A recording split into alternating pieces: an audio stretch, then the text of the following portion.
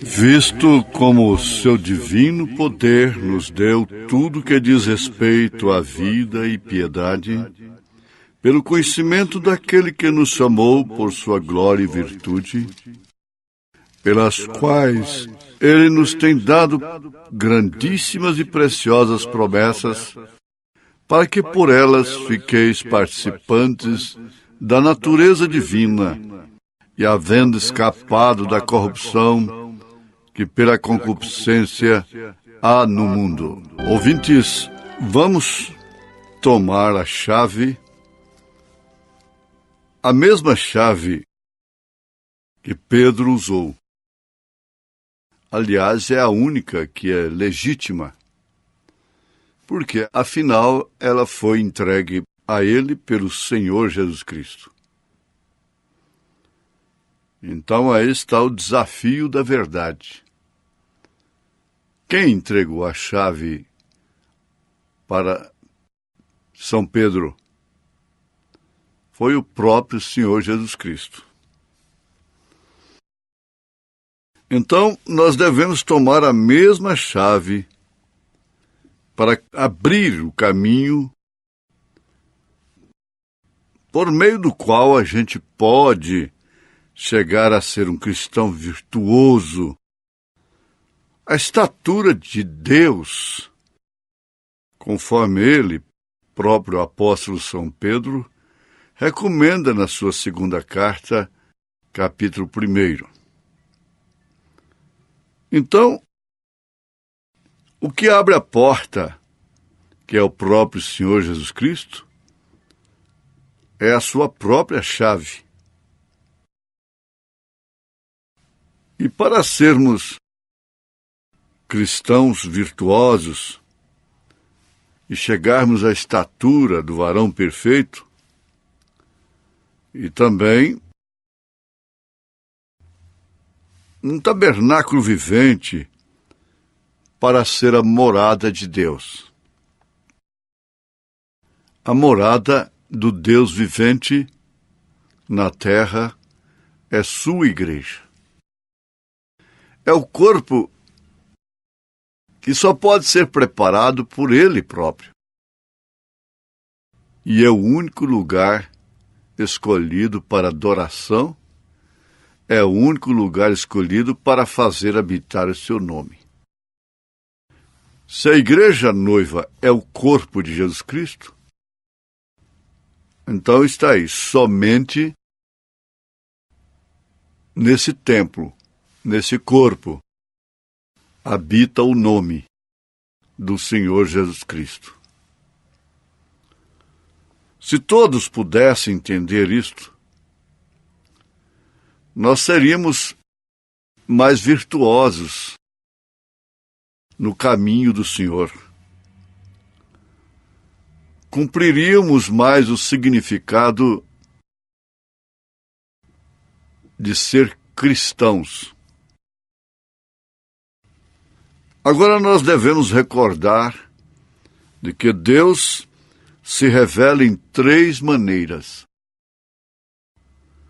Primeiramente, se revelou numa coluna de fogo. Está bem? Ninguém pode negar.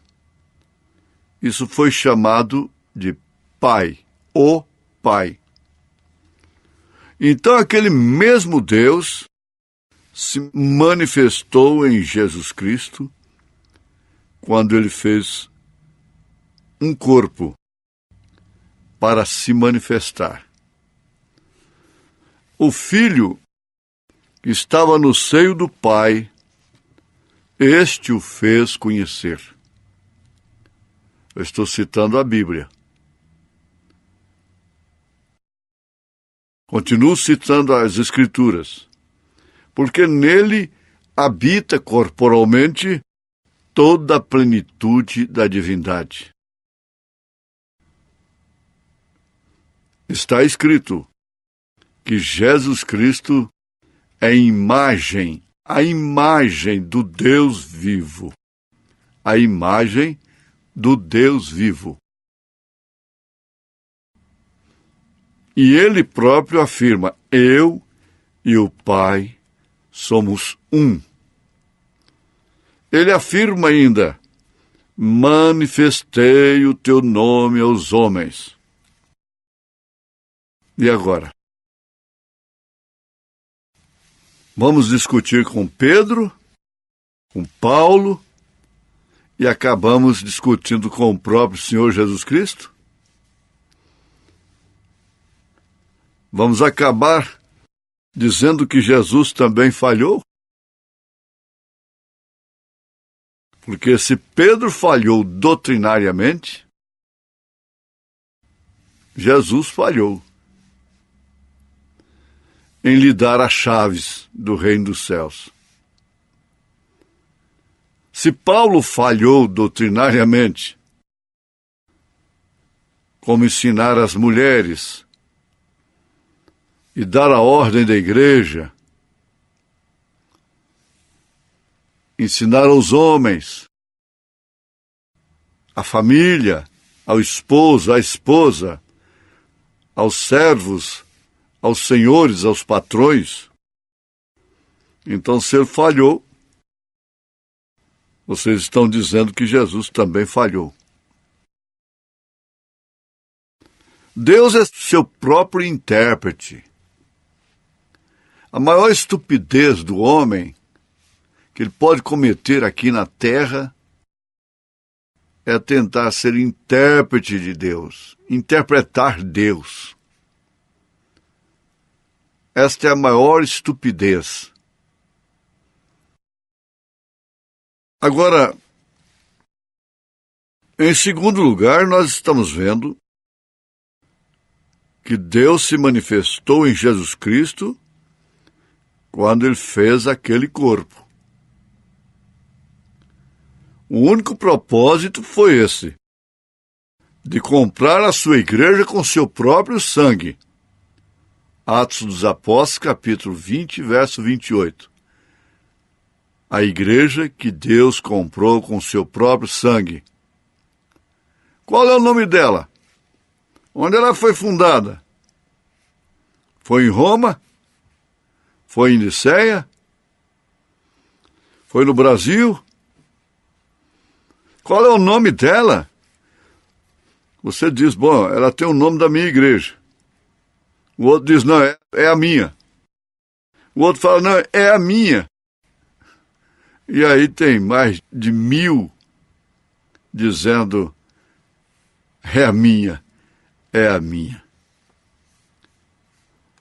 Acaba não sendo nenhuma delas.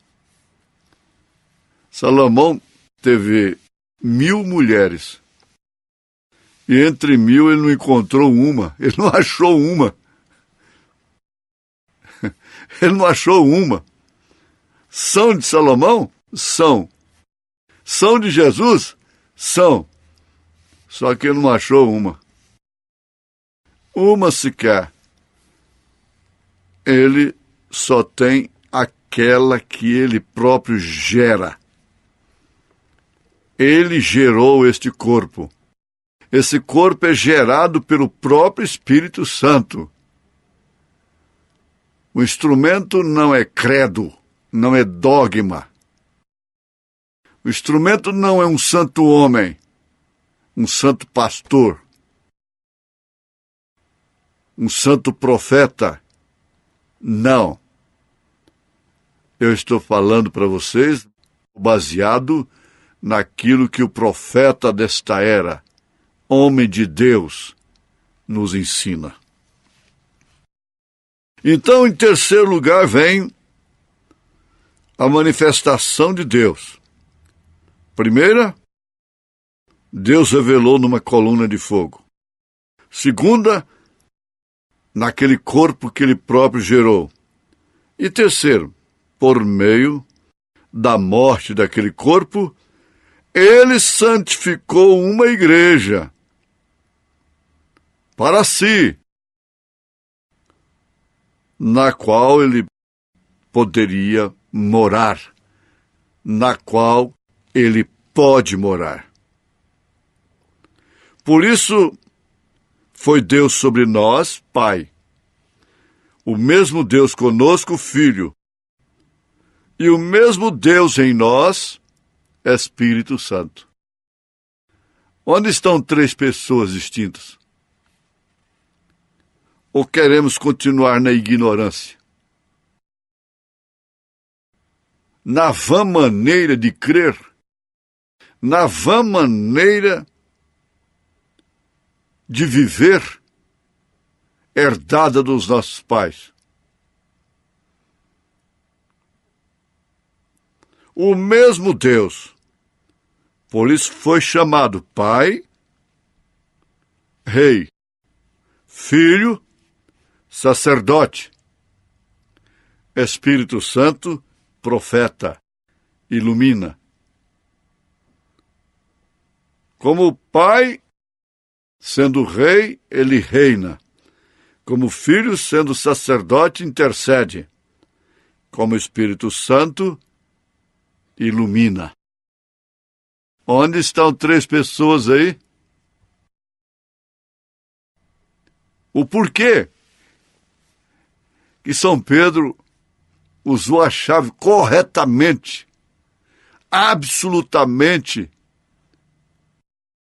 correta, no dia do Pentecostes, cheio do Espírito Santo? É porque sobre este corpo seria invocado o nome. Esse bom nome, que é blasfemado, segundo as palavras de São Tiago. O bom nome que sobre vós foi invocado. Já foi invocado sobre você? Ah, já sim. Eu estava doente e oraram por mim em nome do Senhor Jesus Cristo. E pediram, foram abençoar minha casa e pediram em nome do Senhor Jesus Cristo. E tudo, casamentou, fez tudo isso em nome do Senhor Jesus Cristo. E na hora do batismo, eles usaram só o Mateus 28, 19. Não, eles não usaram Mateus 28, 19. Não usaram. Se eles usassem, eles usariam o nome que Jesus exige em São Mateus capítulo 28, verso 19. Não usaram. Mateus 28, 19 não foi usado no seu batismo, meu irmão. Você que foi batizado apenas em nome do Pai, do Filho e do Espírito Santo. Isso valeu para as eras passadas, no tempo da ignorância. Mas agora não. Agora a luz é isto aí. A luz do entardecer reuniria todas as verdades que foram enterradas durante as eras depois do Concílio de Nicéia, começando pelos rudimentos. Ah, sim. Aleluia. Então, aí, não são três deuses, mas três ofícios de um só Deus. Se houvessem ficado com isso ali no Concílio de Nicéia, então não haveria tanto enredo hoje. Nós estaríamos sendo mais virtuosos se realmente essa tragédia, essa catástrofe não tivesse acontecido no Concílio de Nicéia, que os cegos dizem que foi realmente um concílio de Deus. O concílio de Deus está em Atos dos Apóstolos. Ali está o único concílio. Agora, se você quer ficar com a decisão do Concílio de Nicéia, fique, mas tire o nome de apostólico da sua mente. Tira o nome de católico, porque, afinal de contas, católico quer dizer universal. Por que eles apelaram para o nome universal? Justamente em oposição ao católico. Porque católico quer dizer universal. E, na verdade, o que é universal, o que é católico, é o verdadeiro corpo de nosso Senhor Jesus Cristo. O cristão é católico apostólico, só não é romano. É católico apostólico cristão. É universal, sim. É apostólico, batiza. E tem a doutrina dos apóstolos. E é cristão. Aí sim. Agora você pode dizer amém. Amém e amém. Isso aí você não pode entender como foi que Jesus falou com o Pai e logo disse: eu e o Pai somos um. Pois ali está a coisa inteira. Certamente isso somente o explica. Já satisfez a sua alma, não a sua especulação acerca de Deus. Deus não é para ser estudado. Não. Deus é para ser adorado, obedecido, crido. Não são três deuses. Não são três pessoas distintas. Isso é falso. Se você permanece no que é falso, você chegará lá como falso. Isso significa três ofícios. Você não pode ter três tronos no milênio, três reis no milênio, quando Jesus é Rei dos Reis e Senhor dos Senhores. Nunca foi visto três tronos nos céus. Eu me pergunto, então dois ficam destronados. Deus manifestando-se em sua criação. Aí está a coisa inteira. Ele se manifestou em carne. Jesus foi totalmente homem. Jesus foi totalmente Deus. Por isso que aquela ministra, pastora evangélica, chegou para o irmão Branham e disse: eu vou mostrar na sua Bíblia, na sua própria Bíblia, que Jesus não era divino. O quê? Que Jesus não era divino. Ele disse: me mostre. Me mostre, minha irmã. Ela disse: vamos ver em São João capítulo 11. Vou te mostrar ele chorando junto ao túmulo de Lázaro. Ali estava homem chorando. O profeta simplesmente deu o que ela precisava, o que ela queria. Sim, ele era homem quando estava chorando.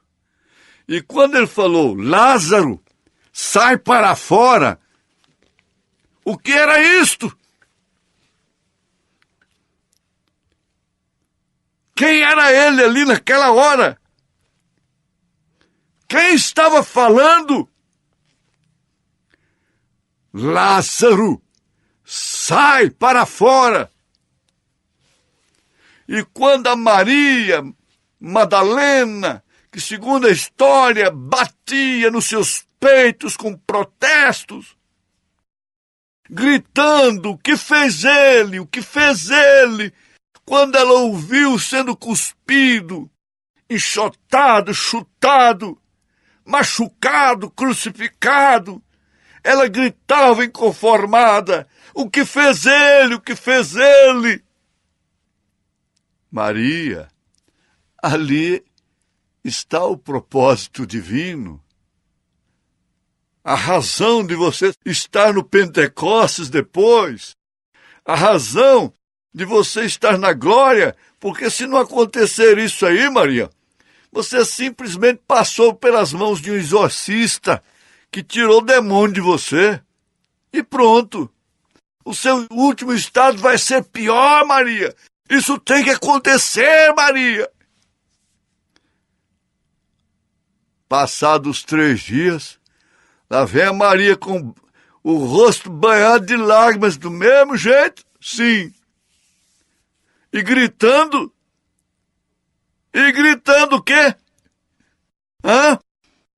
Agora não é o que fez ele. Gritando, ele vive! Ele vive!